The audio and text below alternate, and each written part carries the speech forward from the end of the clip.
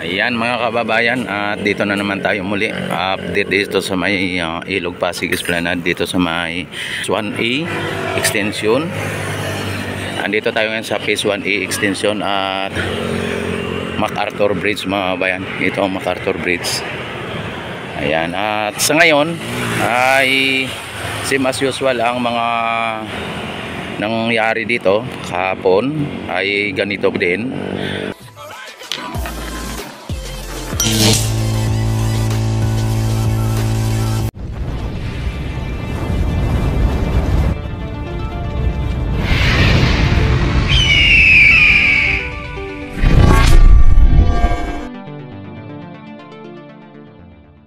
At nabuhusan na rin yung nandyan. At sa ngayon yung mga baluster mga bayan andyan pa rin. At wala tayong nakitang progreso o pagbabago sa ngayon. At sa ngayon ay andito yung mga empleyado. Ayan. At yung dito sa may ganun pa rin mga bayan, nandito pa rin yung bakal at pati yung steel pipe. Ayan, yung ating Ilog Pasig mga bayan ay may mga naanod na water lily o water hyacinth pero walang basura, no? So matotal mga bayan ay medyo malinis ang ating Ilog Pasig sa ngayon. Good condition siya mga bayan kung para sa akin, dahil po sa walang mga basura na naanod at ang tubig ay hindi gaano ka itim, talagang medyo malinaw ang tubig mga bayan. Ayan. At ito ang pinaka latest update dito sa ating Phase 1A extension mga bayan. At sa ngayon may mga gumagawa din dito ng mga empleyado o mga trabador natin. At ayun si Foreman nandito nga Ayan. At sa ngayon mga bayan ay silipin natin na naman ang sa kabila para sa ganun ay makita natin ng progresibo o progressive dito sa kabila, no? Ang pagbabago dito sa kabila, kung ano po ang ginagawa dito sa kabila, makikita po natin. Ayan mga bayan, ang sa dito ay same as usual, ang mga pilote nandito pa rin at parang hindi nabawasan. At yung mga steel beam o I-beam ay napinturahan na kahapon, ay pinipinturahan pa lang, ngayon napinturahan na. At ang mga baluster mga bayan nandyan, lalong dumami ang baluster dyan. At yung natin, yung dito sa may ilalim ng ng LRT bridge mga bayan at yung Esplanade ay nakita naman ninyo mayroong mga pilote na linagyan na ng pilote mga bayan. Ayan ayan, may pilote na dito, tapos hindi pa yan tapos mga bayan at maglalagay pa sila ulit ng mga pilote. Ayun ginagawa yung mga pilote, yung pilote doon Ayan, maglalagay pa sila. Ang tansya ko mga babayan ay mukhang tatadta rin din nila ulit ng pilote yan dyan. Katulad nung doon sa may Quezon Bridge, sa may tapat o sa may gilid ng Quezon Bridge na tatadta rin ng pilote. Ayan, inanon nila yung pilote naka sa crane kasi na nila yan, ilalagay na naman nila ulit dito yan mga bayan. Tabayanan lang po natin. Medyo na rin yung dito medyo marami-rami na rin ang nailagay dito, parang 4 na piraso na ang nakita dito. At ang gagawin siguro dito mga bayan ay 8, 8. Ibig sabihin 8 dito ang 4-4, marang ganyan. Pero hindi lang natin matiyak mga bayan at antabayanan ng pundi natin kung ano po ang gagawin nila.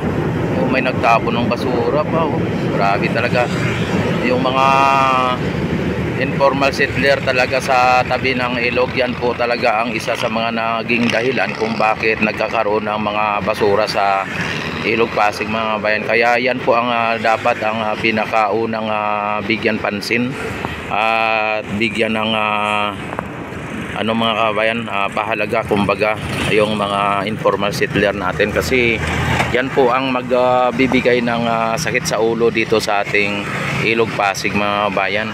Kaya yan dapat ang unang tanggalin sa tabing ilog para sa ganon ay maibsan o maiwasan ang pagtatapon sa Ilog Pasig o sa mga ilog, no? Dahil po yan ang magiging dahilan ng mga nagkakalat dito sa ating Ilog Pasig. Ayan mga bayan, nakita naman ninyo, pinuputol yung kanyang parang sa gilid para pagka naitayo ay mawawala na, no? Para pagka yan, no? Pero naka na po sa crane, sa kable ng crane, at ilalagay na yan po dito, sigurado na yan dito.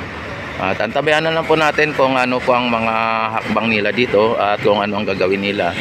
Kung ito po ba ay talagang dito sa may banda rito, yung pagitan ng LRT Bridge at ng MacArthur Bridge ay lalagyan din ng pilote o ano ba ang gagawin nila dito. Kung ito po ba ay lang yung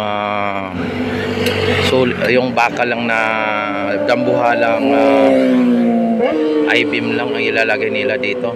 Pero para sa akin, kung ako ang magsasuggest, kailangan lagyan din dito kasi open naman to dito, pwede dito maglagay ng pilote, kahit na mga 4 na pilote lang o 6 dito sa may na to,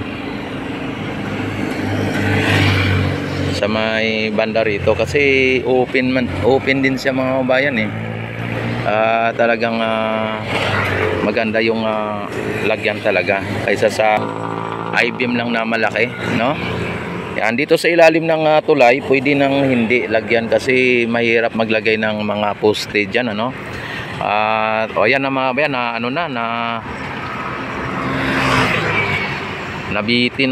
biniti na ng ng crane mga bayan, no? Ayan, no? Ayan na. Binalik. Umuhatang binaba mo na. Ayan. Naghahanap lang ng buwelo mga bayan, naghahanap ng buwelo.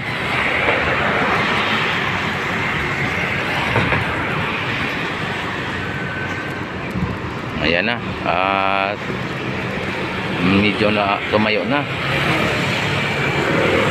Hindi lang natin dito makikita mga bayan ng kung paano masyado kasi nasa tayo noon na tayo ng itong bridge ng LRT.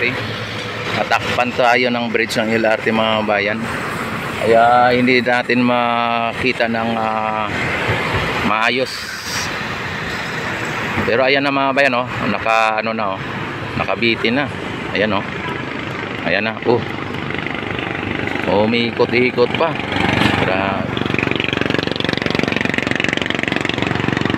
Ayan na mga bayan, na.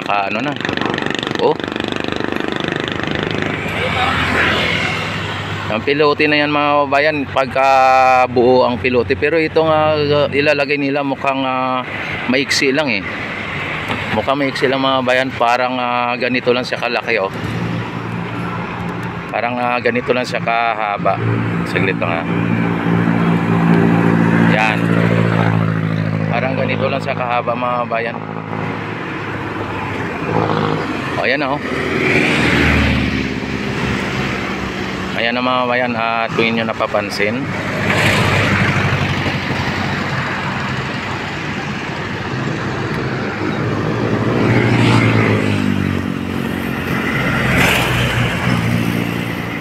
Yan.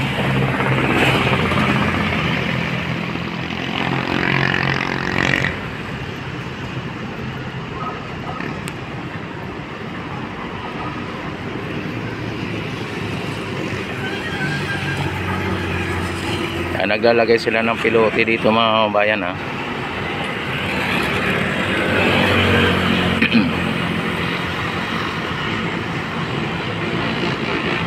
Kahapon ang linagay pa lang nila dyan ay yung I-beam pa lang o steel beam pa lang.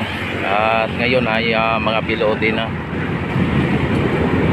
Paglagay nila yan mga kababayan ng ganyan ay ano na po nila yan, ihahammer na nila yan pagka nailagay. Itong apat na mga kababayan ay hammer na oh. At ano na siya, bumao na siya oh.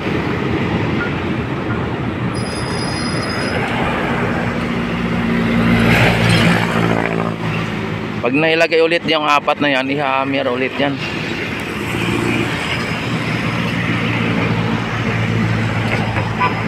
Ayan na, ginagayad na po ng tao. Nako, pag naanuhan yung paa nila niyan, nako, delikado, napakabigat niya, no?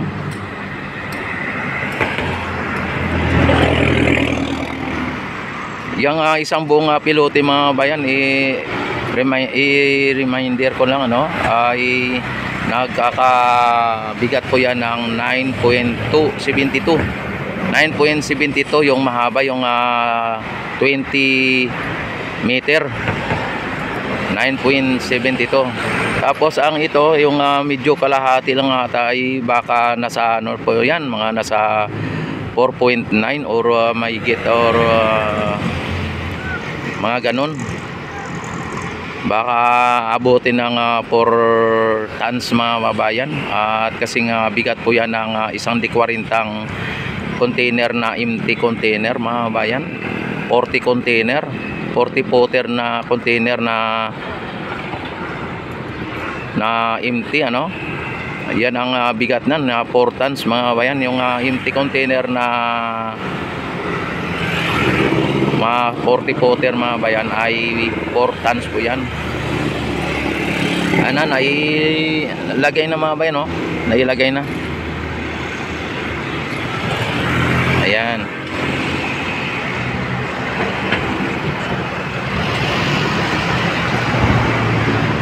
Yan, kasalukuyan mga babayan na nagba-bounce. Oy, ayun na, ano na.